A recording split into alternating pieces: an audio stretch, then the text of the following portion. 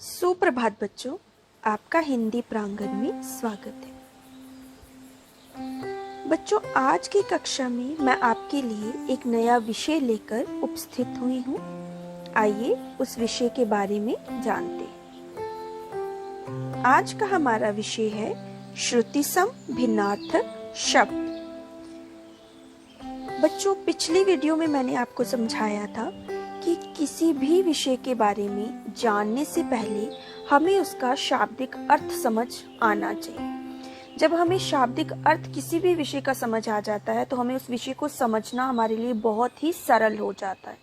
तो आइए सबसे पहले इस विषय का शाब्दिक अर्थ समझें। श्रुति अर्थात सुनना, सम अर्थात समान।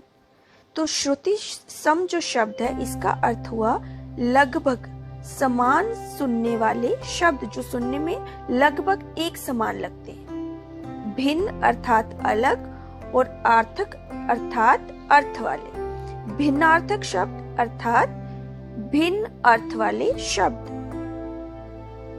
वे शब्द जो सुनने तथा लिखने में लगभग समान होते हैं, बिल्कुल समान नहीं होते।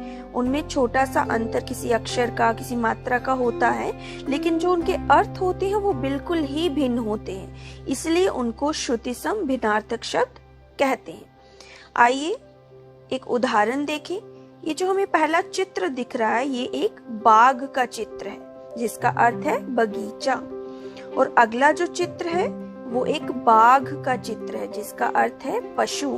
अब बाघ और बाघ शब्द जो है सुनने में लगभग समान है, लेकिन इनका जो अर्थ है बिल्कुल भिन्न है, बिल्कुल अलग है। तो ये दोनों शब्द जो हैं ये श्रुतिसम भिन्नार्थक शब्द है। अगला उदाहरण, पता किसी का रहने का स्थान और पत्ता किसी पेड़ पौधे का पत्ता।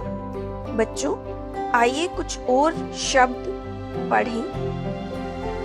हमारा अगला शब्द है और, जिसका अर्थ है तथा, अन्य या दूसरा, और इसका जो श्रुतिसम भिन्नार्थक शब्द है वो है और, जिसका अर्थ है तरफ। अब इन शब्दों को हम वाक्यों में प्रयोग करेंगे।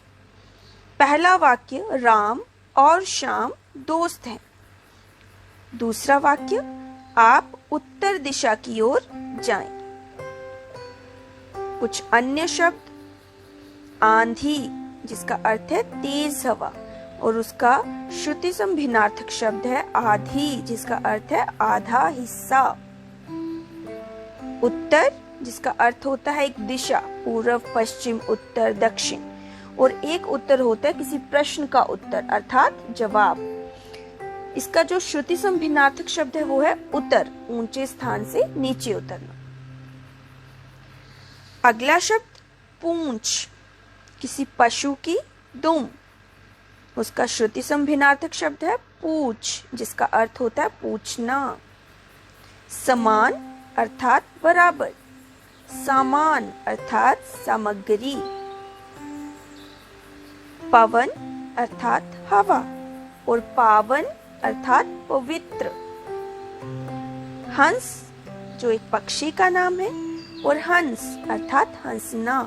अब देखो इन दोनों शब्दों में सिर्फ अनुस्वार और अनुनासिक का अंतर है। तो ये श्रुतिसम भिन्नार्थक शब्द है, सुनने में एक समान लेकिन अर्थ बिल्कुल भिन्न है। दिन जिसका अर्थ है दिवस, और दीन जिसका अर्थ होता है गरीब। परिमाण मात्रा, नाप तोल, और परिणाम अर्थात नतीजा, फल।